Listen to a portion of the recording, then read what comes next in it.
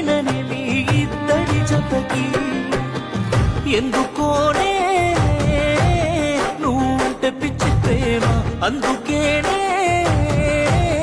అయిన జోకరు బొమ్మ నన్ను చూసి నవ్వుతరేం చేస్తాం ఓ రాసుంటే తారాటలో సీత దాటవుగా